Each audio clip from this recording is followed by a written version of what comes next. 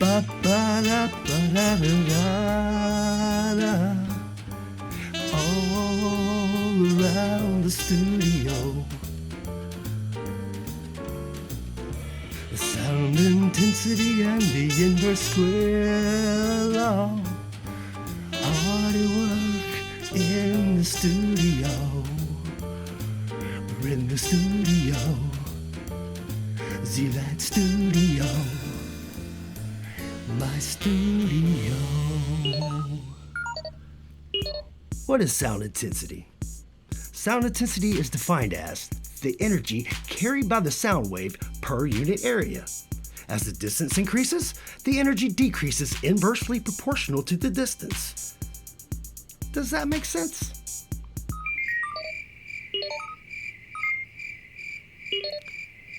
Exactly, Mark. You're right on it. Measuring sound intensity is important in the studio for many reasons. Let's start by focusing on 3 common uses of measuring sound intensity: acoustic spaces, critical distance, and the proximity effect. Acoustic spaces, critical distance, the proximity effect. Acoustic spaces, critical distance, the proximity effect. Acoustic spaces are built when sound intensity needs to be contained and is used in every professional studio around the world. If the intensity of sound is measured to be in excess, acoustic material can be placed in strategic locations to reduce sound intensity. Critical distance is the point at which reverberated sound and direct sound are at equal distance from the input source, such as a microphone. This is usually not a desired result.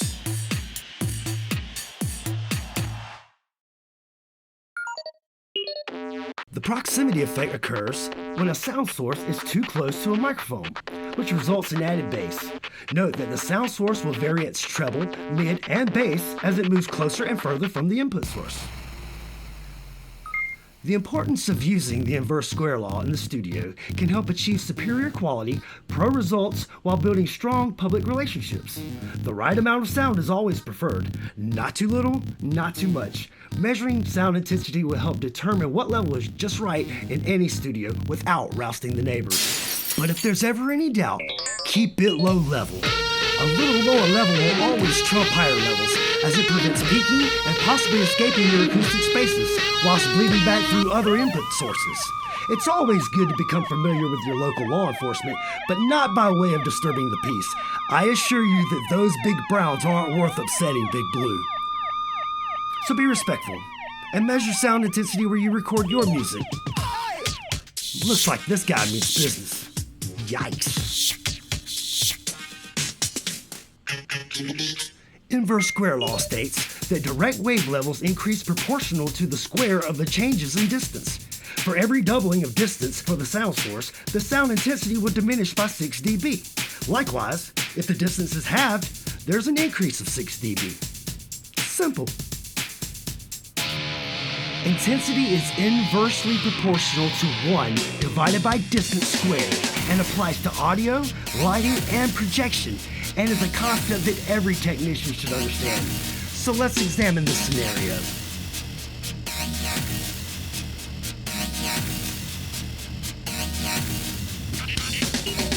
Our friend Pat's violin is mic'd up and produces a dB SPL of 98 dB at 10 centimeters. Moving it 5 centimeters closer results in a new dB of X. Alternatively, if moved away another 10 centimeters, would produce a dB SPL of Y. Let's solve for X and Y. Pat's violin produces 98 dB at 10 centimeters from the input source. Moving the microphone half the distance closer would result in a dB SPL of 98 plus 6 equaling 104 dB SPL. Alternatively, moving the mic twice the distance away at 20 centimeters would result in a dB SPL of 98 minus 6, which is 92 dB SPL. Nice progression, Pat. You should play that for Charlie. Sounds pretty intense. And the process is super simple too. Donkey Kong gets it. And my crew at work, they get it too. Or maybe it's quitting time, it's hard to tell with those guys. The peeps housing the party at the house party are feeling it too. For shizzle my nizzle. Don't break a leg, Carlton. You look like you finna dislocate something. And that's a wrap. Thanks for your time. Feel free to stop by anytime. Z-Lat Production Studio online.